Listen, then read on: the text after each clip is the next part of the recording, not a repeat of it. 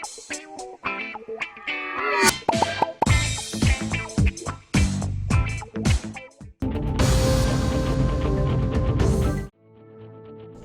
MLC वो साबिक़ वज़ीर आला KCR की दुख्तर के कविता ने जुमेरात के रोज़ BRS और BJP के जम होने की अफवाहों की सख्ती से मुखालिफत की।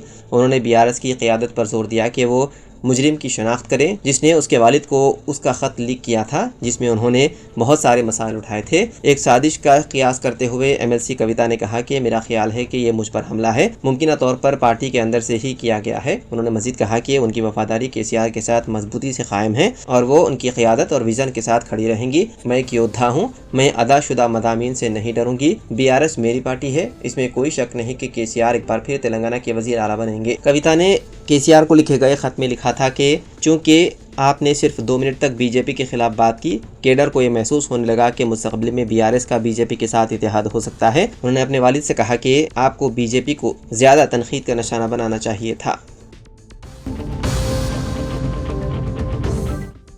हिंदुस्तानी महकमा मौसमियात हैदराबाद ने जुमेरात को तेलंगाना के मुख्तलिफ अजला में ज़बरदस्त बारिश की पेशकयासी की है। महकमे ने रियासत के तमाम अजला में गरज चमक, बिजली गिरने, तूफ़ान वगैरह की पेशन गोई की है। ताहम भोपालपल्ली, मुलुगु और कोत्तागुडा अजला में जुमेरात को बहुत ज़्यादा बारिश होने की तवक्को है। महकमा मौसमियात के माहिरीन के मुताबिक तेलंगाना के तकरीबन तमाम अजला में 1 जून तक गरज चमक के साथ तूफ़ान, बिजली गिरने, आंधी वगैरह का सिलसिला जारी रहेगा। माहिरीन मौसम ने मगरबी और जनूबी तेलंगाना के अजला में ज़बरदस्त बारिश की पेशन गोई की है। उनके मुताबिक हैदराबाद में कहीं कहीं बारिशें होंगी।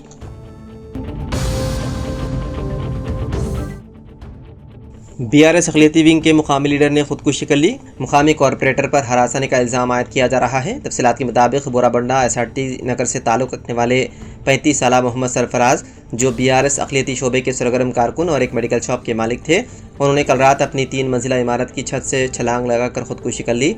इल्ज़ाम लगाया गया है कि मोहम्मद सरफराज अपनी बस्ती में एक धाती मकान तामीर करवा रहे थे। इस दौरान बाबा फसीउद्दीन नामी, जो कांग्रेस में हाल ही में शामिल होने वाले कॉरपोरेटर हैं, ने उनसे गैर कानूनी तौर पर रकम तलब की। जब सरफराज ने रकम देने से इनकार किया तो मज़कूरा कॉरपोरेटर ने GHMC के हुक्काम से शिकायत करके उनके मकान को मुनहदिम करवाया। बल्दिया के हुक्काम ने हाल ही में उनके मकान की छत और दीवारों को नुकसान पहुँचाया, जिससे न सिर्फ माली नुकसान हुआ बल्कि सरफराज शदीद जहनी दबाव में आ गए। कर्ज लेकर मेहनत से बनाया हुआ मकान बर्बाद होता देखकर वो दिलबर्दाश्त हो गए।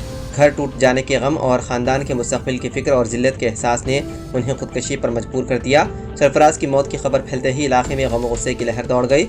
मुकामी अफराद और मुतवफ़ी के रिश्तेदारों ने निसफ़ शब को बोराबंडा पुलिस स्टेशन के पास एहतजाज करते हुए इंसाफ का मुतालबा किया। पुलिस ने सिलसिले में मुकदमा दर्ज करते हुए तहक़ीक़ात का आगाज़ कर दिया।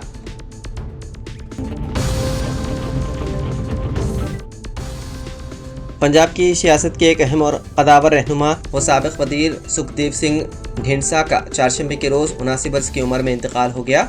वो तवील अरसे से अलील थे और कई बीमारियों में मुब्तला होने की वजह से उन्होंने अमली सियासत से कुछ हद तक किनारा कशी इख्तियार कर ली थी। उनके इंतकाल से रियासत में सियासी व समाजी हलकों में गम अफसोस की लहर दौड़ गई। ढींढसा का सियासी सफ़र 60 की दहाई से शुरू हुआ। उन्होंने 1972 में पहली बार पंजाब असम्बली का इलेक्शन हल्के धानोला से जीता। माददा 1977 में, सन्नाम 1980 में, सिंगर और 1985 में दोबारा सन्नाम से असम्बली के रुकन मुंतखब हुए। उनकी मेहनत और सियासी बसीरत के बायस उन्हें साबिक़ वज़ीर आज़म अटल बिहारी वाजपेयी की काबीना में शामिल किया गया, जहां उन्होंने केमिकल व फर्टिलाइज़र और खेल के वज़ीर की हैसियत से खिदमत अंजाम दी।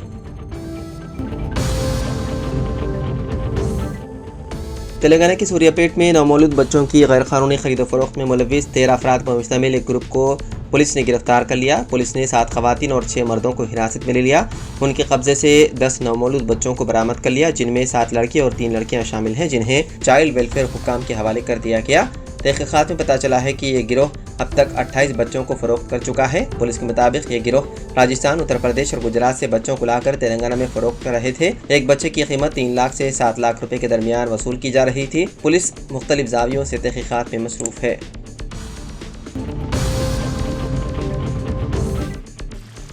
तेलंगाना के निज़ामाबाद ज़िले में एक नाबालिग लड़की को मुबैना तौर पर हमला करने वाले शख्स के खिलाफ पॉक्सको का मुकदमा दर्ज किया गया। यह वाक़या भेगल में पेश आया। पुलिस ने इस मामले की तहकीकात का आगाज़ कर दिया। तफसीलात के मुताबिक शराब खानों और सड़क पर फेंकी गई शराब की खाली बोतलें, पानी की बोतलें और दीगर स्क्रैप जमा करके और उसे फरोख्त कर रोज़ी कमाने वाली 15 साल लड़की अपनी दादी के पास गई और गांव के एक शख्स से उससे मुलाकात हुई। उस शख्स ने उसके साथ ज़बरदस्ती ज्यादती की, जिसके नतीजे में मुताशर लड़की हामला हो गई। पुलिस ने लड़की की दादी की शिकायत पर इस मामले में पॉक्सो एक्ट के तहत मुकदमा दर्ज करके तहकीकात शुरू कर दी।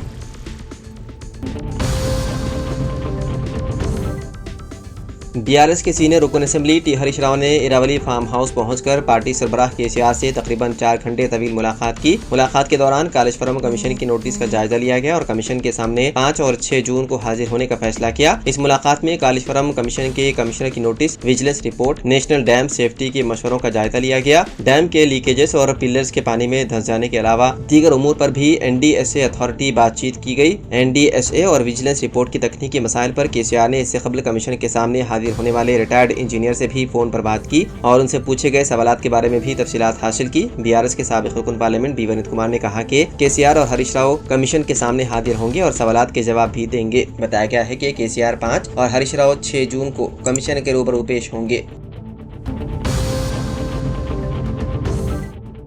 शिल्पा लेआउट के दूसरे फ्लाईओवर का काम तकरीबन मुकम्मल हो चुका है। वज़ीर आला रेवंत रेड्डी 2 जून या जून के पहले हफ्ते में इस फ्लाईओवर का इफ्तिताह अंजाम देंगे। इस फ्लाईओवर से शहर के आवाम को बिलखुसूस IT कॉरिडोर से सफर करने वालों को बड़ी सहूलत हासिल होगी। गच्चीबौली जंक्शन पर ट्रैफिक के मसाइल बड़ी हद तक कम हो जाएंगे और सफर के वक्त में भी कमी आएगी। JHMC के अहदेदार और इंजीनियर उन फ्लाईओवर्स के इफ्तिताह की तैयारियों में मसरूफ हैं। शिल्पा लेआउट ब्रिज से गुजरते हुए रिंग रोड और बायोडाइवर्सिटी ब्रिज पर IKEA फ्लाईओवर पहले ही आवाम को दस्तयाब हो चुका है, जिस पर से गाड़ियां फ्लाईओवर दस्तयाब होने पर आउटर रिंग रोड से बोटानिकल गार्डन रोड तक सिर्फ 2 मिनट में पहुंच रहे हैं। अब शिल्पा लेआउट और वहां से आउटर रिंग रोड तक सिर्फ 2 मिनट में पहुंच जाएंगे। इस फ्लाईओवर की तामीर की लागत 178 करोड़ रुपए है। 1.2 किलोमीटर तवील और 24 मीटर चौड़ा है। ये फ्लाईओवर 6 ट्रैक्स पर मुश्तमिल है।